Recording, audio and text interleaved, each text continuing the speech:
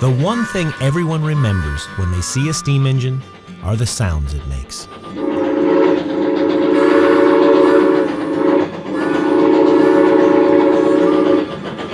Wonderful sounds of an age gone by.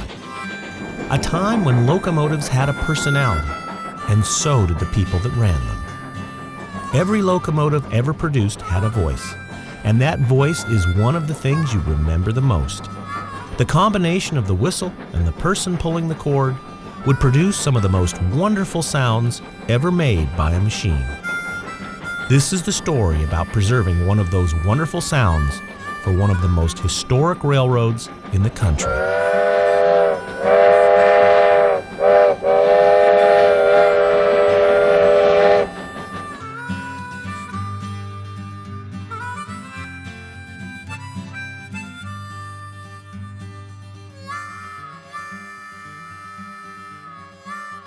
The Virginia and Truckee Railroad is one of the most famous lines in the country. Hauling ore and materials from Virginia City to Carson City and from Reno to Minden, this little railroad was one of the richest in the world from 1860 to the mid-1920s. It ceased operation in Virginia City in 1938, and the rails were torn up and sold for scrap.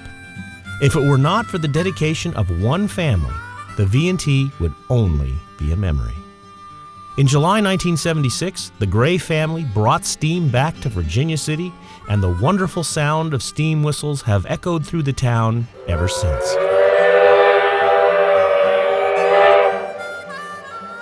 So fast forward 40 years.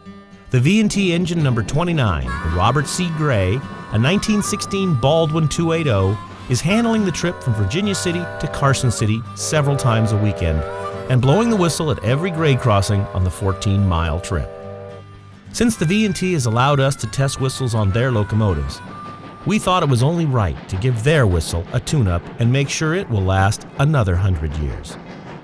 So after the close of the steam season on the line in November 2016, the whistle was brought down to our shops for inspection and servicing.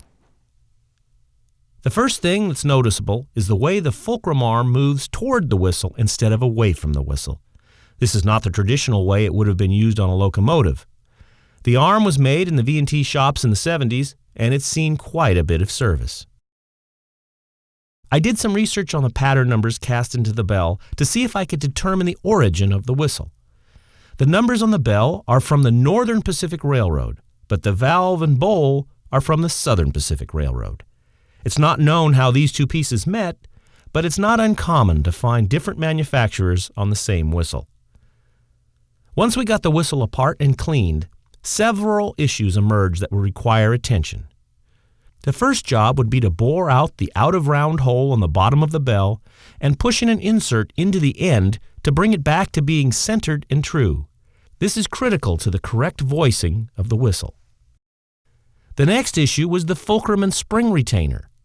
This part is so badly damaged from years of service that it was decided to make a completely new part.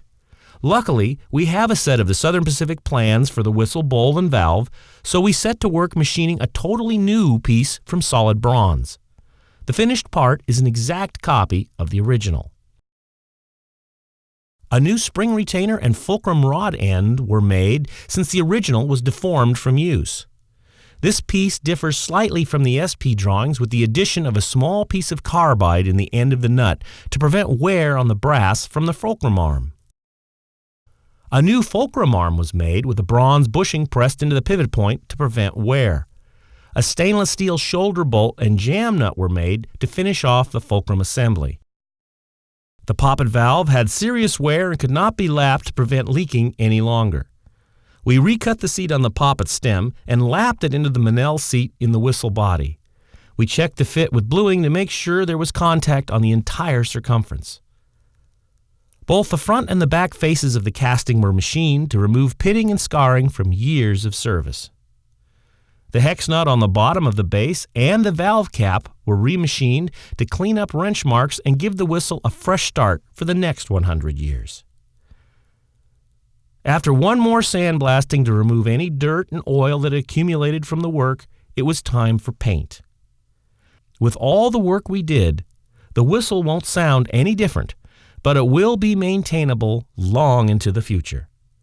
The completed whistle was returned to the Virginia and Truckee Railroad for the 2017 steam season.